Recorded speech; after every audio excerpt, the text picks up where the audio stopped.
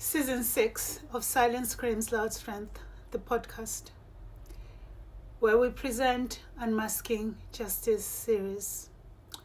This season of Silence Screams Loud Strength, we present Unmasking Justice based on my book with the same title. And this is not just another podcast season. This is a forensic audit.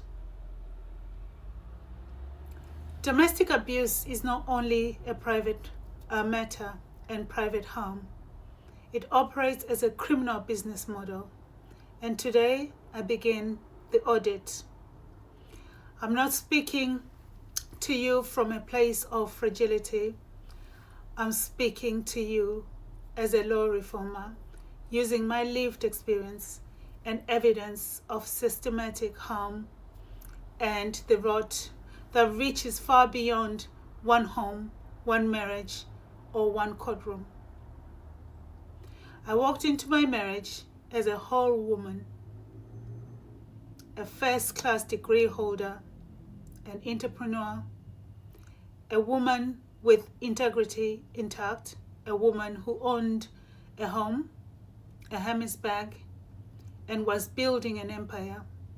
I walked out physically, psychologically harmed, destabilized, and broken down to a point where the world itself began to frighten me. I was thrown out of my own home with no clothes, not even a pair of underwear. I slept on the streets for 36 nights.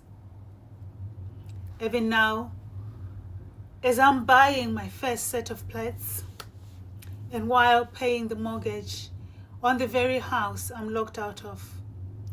This is not a grievance, this is a heist. This model was driven by a recycler of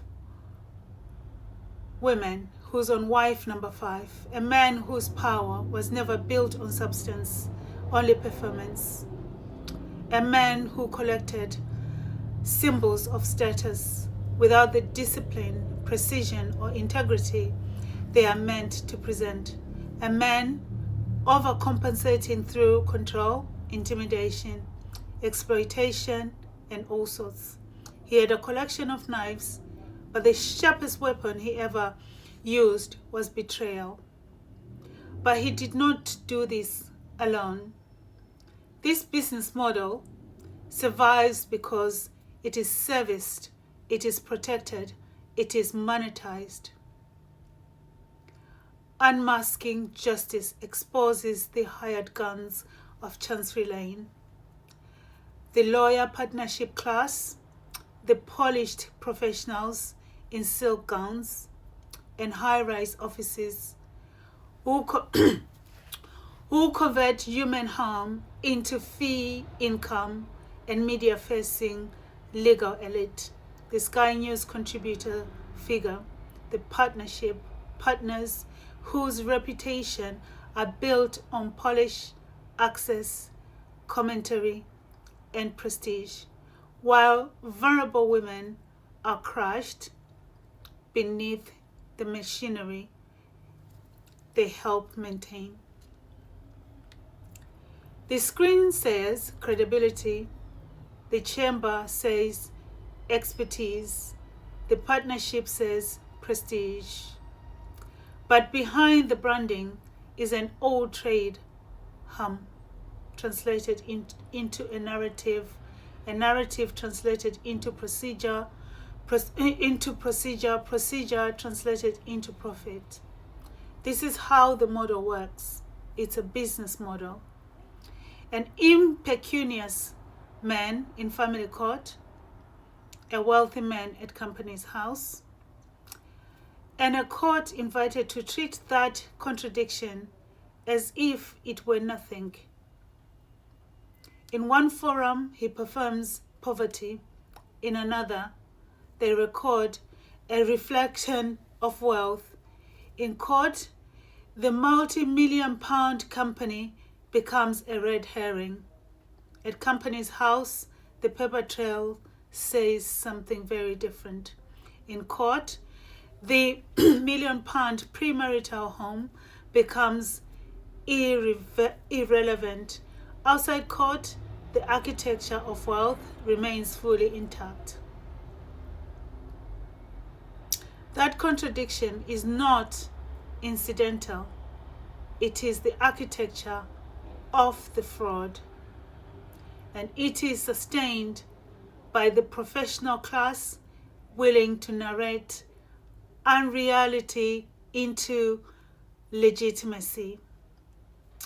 The partner protects the firm protects the fee stream, the media profile protects the image, and the vulnerable woman is left carrying the cost. They break the spirit of the law wearing its costume. They forum shop, they move cases away from the original jurisdiction, they create theaters for character assassination, and they benefit from what I call partner-judge paradox, a revolving culture of professional intimacy where the distance between the bar table and the bench becomes too small for proper scrutiny. The advocate doing the abuser's bidding today may sit in judicial office tomorrow. The judge hearing the case may return to the same professional ecosystem later. Familiarity becomes credibility, credibility becomes immunity, and the vulnerable are expected to collapse in silence. When I stood before the judge in court, I was effectively punished for candor.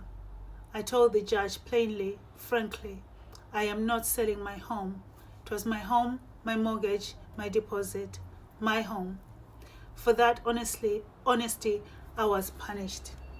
They saw a white man in a William Hunt suit and read veteran hero, but he was just a barking dog in the army.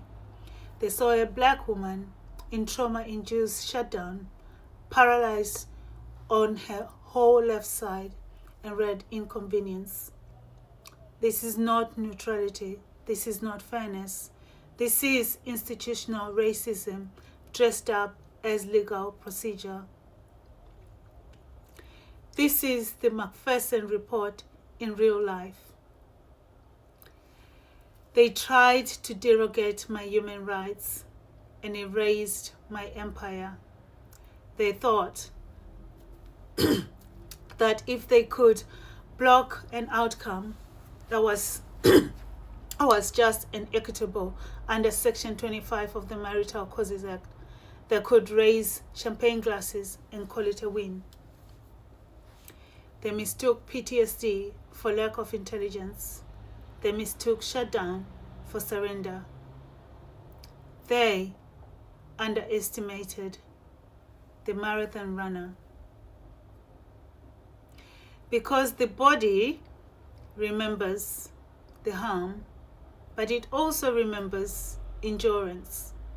And that's what I have.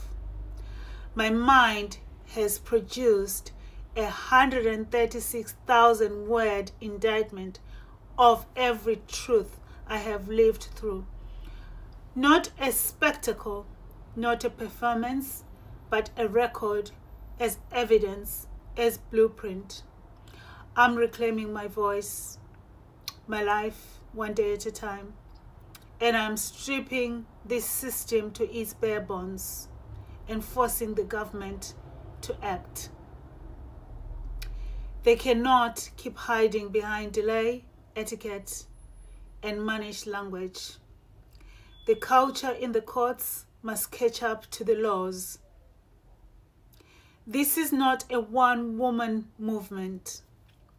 It belongs to every woman who has lived through domestic abuse, coercive control, every child affected by coercive control, every family that has lost someone, every person who knows that private violence is too often enabled by the public systems.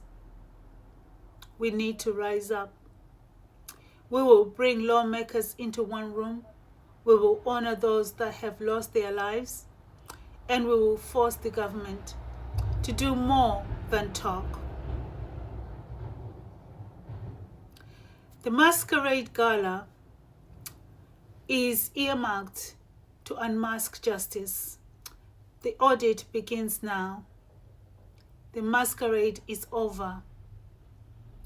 Listen to Silent Screams, Loud Strength, the series on Unmasking Justice, the podcast, available on all platforms.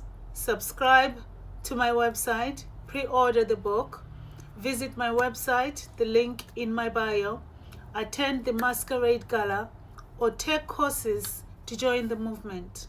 Unmask Justice. We are not waiting for change. We are forcing change. Host Unmasking Gala.